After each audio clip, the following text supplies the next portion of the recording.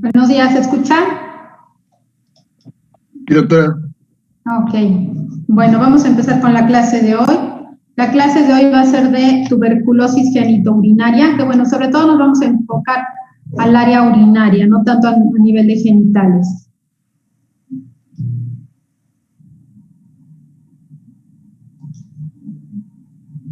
Y bueno.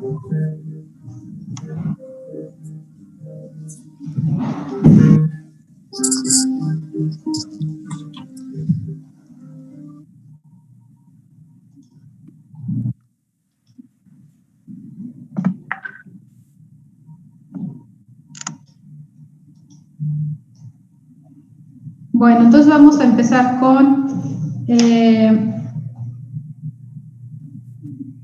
no admito a sus compañeros.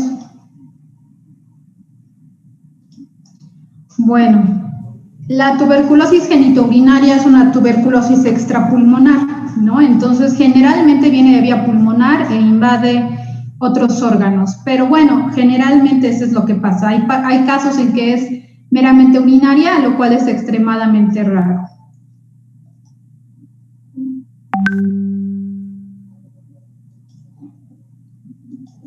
Y bueno, en general la tuberculosis afecta al 32% de la población que ha tenido el microorganismo de Mycobacterium tuberculosis. Se dice que aproximadamente hay de 8 a 10,000 casos por año y los países en desarrollo obviamente son los que más lo presentan. En México, en el 2018, se reportaron 2,235 casos. Y bueno, también está muy relacionado con el nivel socioeconómico. Se dice que entre más bajo es el nivel socioeconómico es más fácil que adquieran la enfermedad. Pero bueno, también en los últimos años los que más han adquirido la enfermedad son los pacientes con alguna inmunodeficiencia como el VIH. Y bueno, hay factores de riesgo, como les había mencionado, el tener alguna inmunosupresión como el VIH, más o menos nos da el 19% de los pacientes, el tabaquismo, el alcoholismo, la diabetes mellitus, hipertensión, enfermedades respiratorias, drogadicción, tomar esteroides o a veces ser paciente psiquiátrico. Recuerden que los pacientes psiquiátricos muchas veces que no tienen control andan en la calle y bueno, son los pacientes que tienden más a infectarse. Ahora, ¿cuál es la tuberculosis extrapulmonar? La extrapulmonar, pues como lo dice el nombre, es aquella que no está en el pulmón. Y bueno, más o menos del 15 al 20% de los pacientes que tienen tuberculosis desarrollan este tipo de alteraciones. Solamente del 100% que llega a ser extrapulmonar, el 14% es genitourinario.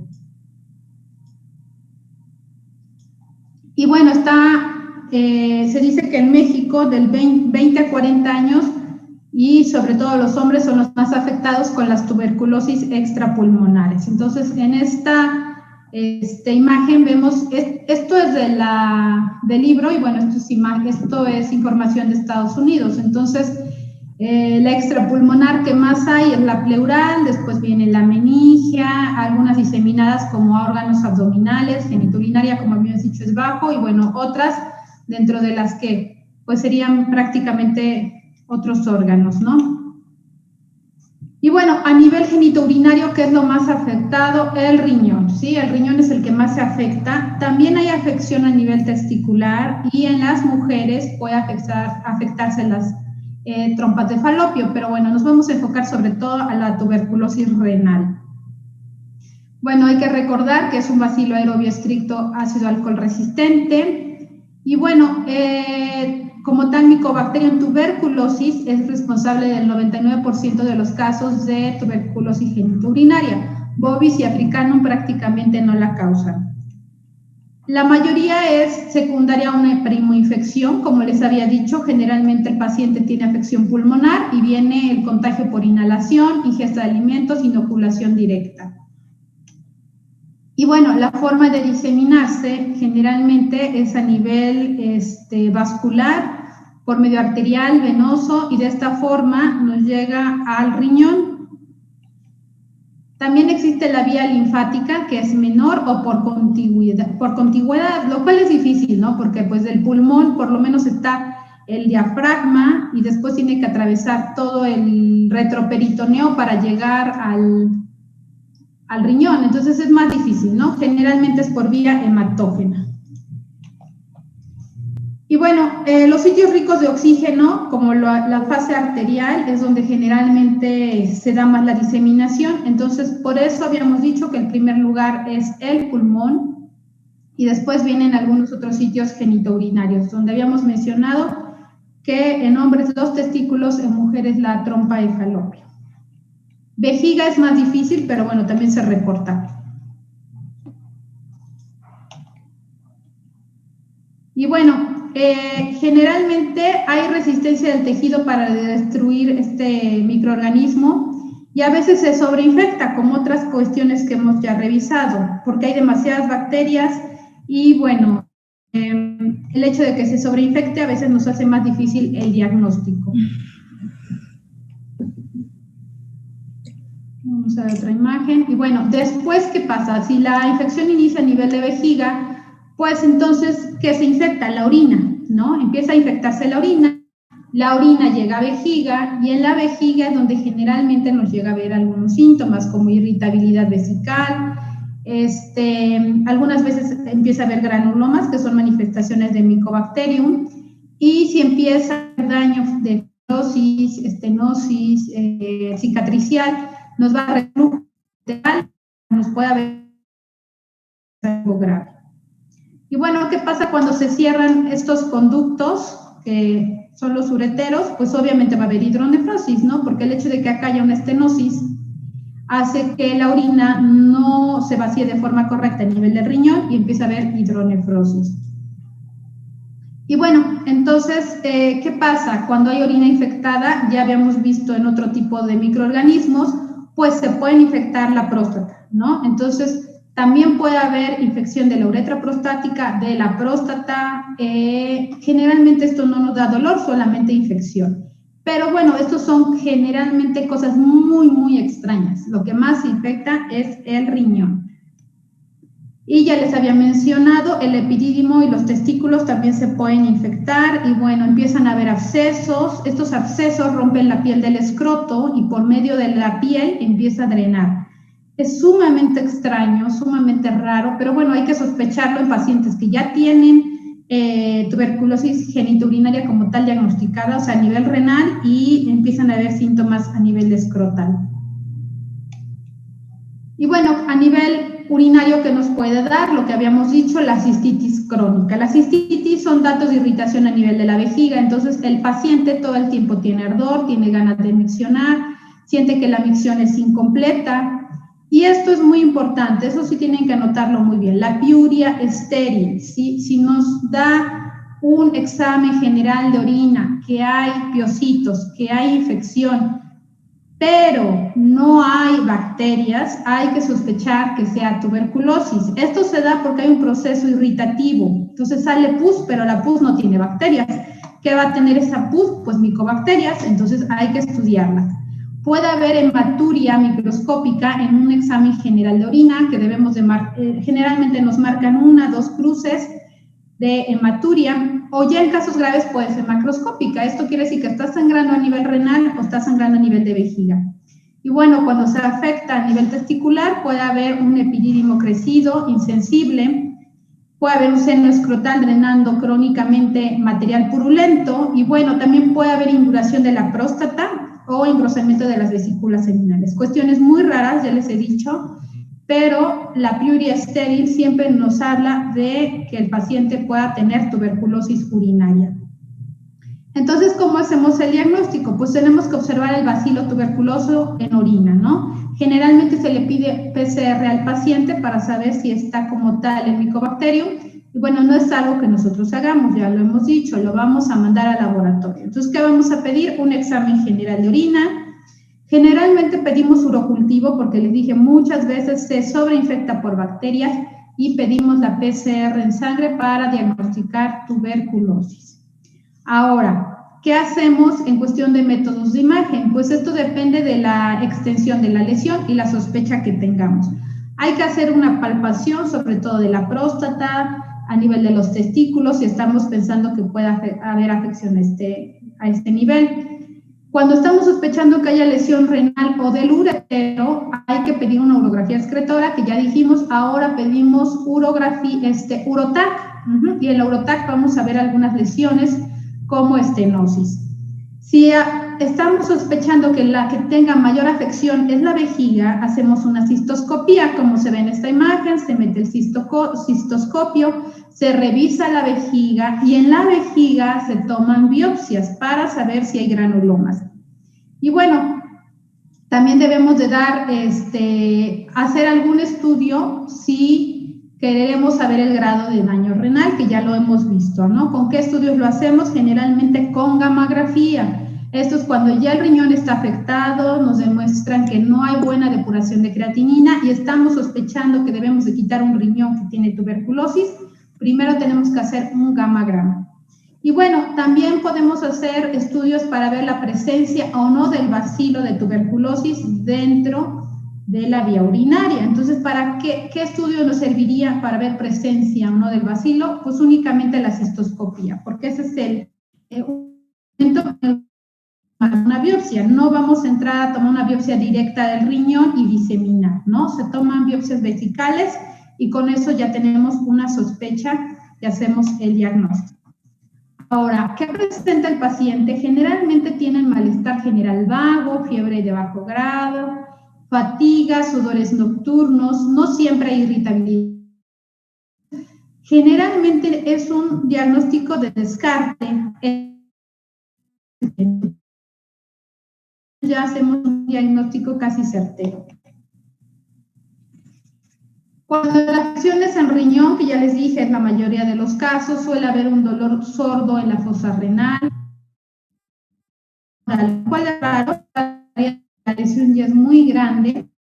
Cuando la afección es a nivel de vejiga, hay disuria, polacuria, hematuria, nocturia, hay irritabilidad vesical y muchas veces puede haber dolor por ulceración. Y estas úlceras obviamente van a sangrar. Y ya habíamos mencionado a nivel genital, los hombres afecta a nivel de testículos y llega a haber dolor, llega a haber salida de pus, fístulas, bueno, complicaciones graves. Ahora, en el riñón es difícil palpar un riñón de por sí, entonces solamente tocaríamos un riñón que estuviera muy grande. A nivel de genitales ya habíamos dicho que se puede tocar indurada la próstata, indurado el testículo. Algo que se decía hace tiempo era que el conducto deferente tenía cuentas de rosario, es una especie como de bolitas, ¿no? Sin embargo, bueno, ya es difícil encontrar estos pacientes en México, casi siempre los diagnosticamos antes y ya no llegan a este tipo de complicaciones, ¿sí? Y bueno, entonces dijimos, la piuria persistente, sin microorganismos, sin bacterias, sin hongos, puede ser que tenga tuberculosis, ¿sí? Casi es patognomónico. Y bueno, también se hacen estudios generales de orina para ver si se encuentra acá el Mycobacterium y pedimos VAR en orina. Los cultivos son difíciles de tomar y no se hacen en cualquier laboratorio, entonces tenemos que estar seguros que ese laboratorio tiene lo adecuado para poder cultivar en orina Mycobacterium. Se toma de 3 a 5 muestras de la primera orina de la mañana porque a veces no sale en la primera muestra. Y bueno, estudios de extensión, ya habíamos dicho, solamente que tengamos alguna sospecha importante, pues ya hay que hacerlo, si no, no tiene caso hacerle tanto a un paciente, gastar tanto, radiarlo, si realmente no vamos a hacer, por ejemplo, algo quirúrgico o estamos pensando en alguna complicación, ¿sí? Entonces, como habíamos dicho, pedimos una urotac, casos más leves podemos pedir un ultrasonido a nivel renal y con eso pues ya podemos tener un diagnóstico. Ahora, si estamos sospechando de una lesión importante a nivel de vejiga o estenosis de los ureteros, pues primero tendríamos que hacer la urotac y después ya hacer algún método invasivo como la cistoscopía. Acá son los hallazgos que se encuentran en una urografía excretora, que ya mencionamos ya acá, son la urotac, y bueno, sobre todo si suele haber dilatación de los cálices, pero esto es a nivel de los uretres. Puede haber cavidades si es que hubo un absceso y ausencia de función renal. Quiere decir que no está excretando correctamente el medio de contraste. Y bueno, en la tomografía que encontramos, calcificaciones renales. Entonces suele haber este tipo de calcificaciones, suele haber contracciones y cicatrices. Esto es porque se ha estado inflamando y cicatrizando de forma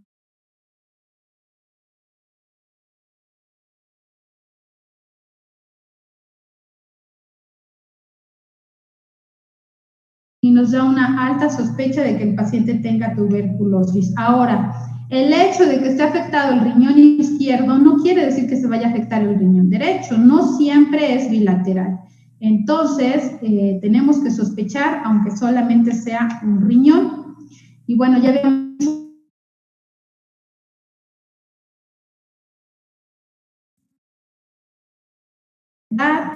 cuando hay reflujo a nivel ureteral, porque entonces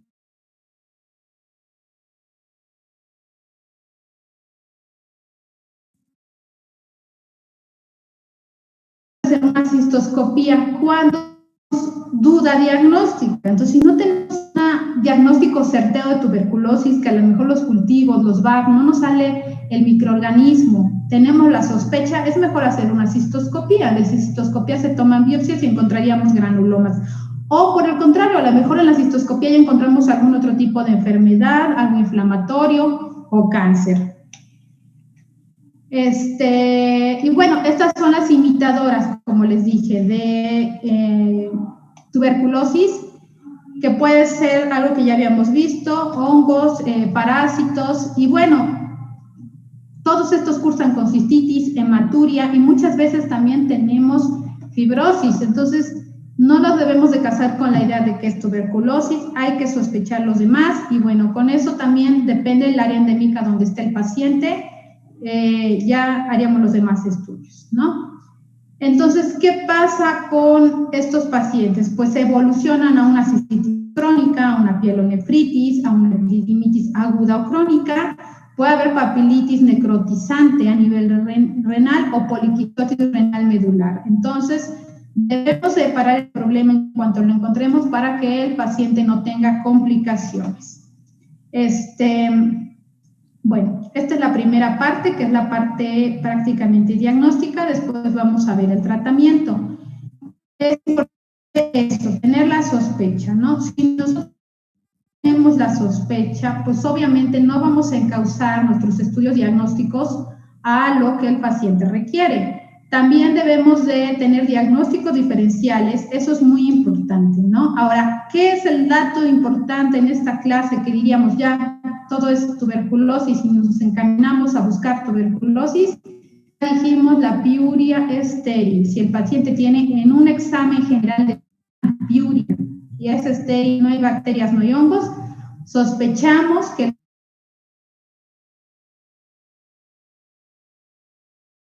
va a ser más difícil el diagnóstico porque va a salir piuria, que es infección en orina, pero también va a haber bacterias u hongos, entonces ya va a ser más difícil el diagnóstico, ¿sí? Ya después vamos a ver el tratamiento. El tratamiento es incluso en el servicio social los mandan a darle la pastilla al paciente diariamente para ver que se la tome y bueno, complicar la tuberculosis pulmonar como extrapulmonar en nuestro país. La gente no hace bien su tratamiento. Generalmente yo he visto a los pacientes que sí cumplen su tratamiento son los pacientes VIH, porque de por sí ellos toman muchos medicamentos, entonces ellos suelen ser más conscientes de la enfermedad que la población general. ¿Alguna duda hasta ahorita? ¿No? Bueno, perfecto. Entonces... Doctora, yo tengo una duda. En el caso de las imitadoras que mencionó, la esquistosomiasis urinaria, ¿también tiene piuria estéril? No, ahí no tiene piuria estéril. Ya habíamos dicho que ahí tenemos que hacer exámenes generales de orina, tenemos que hacer cultivos y observación de los huevecillos directamente con el microscopio, ¿no? Entonces, de primera instancia ya el examen general de orina va a decir que tiene huevecillos. Gracias. Es difícil, la verdad es que es difícil encontrar la piuria estéril, aunque esté en los libros, porque casi ya nadie va a tener esterilidad, los pacientes se sobreinfectan. Pero bueno, hay que saberlo porque son datos que siempre les preguntan en los exámenes. Bueno, eso es todo y entonces nos vemos el día lunes. Gracias. Gracias, doctora. Hasta luego. Gracias, doctora.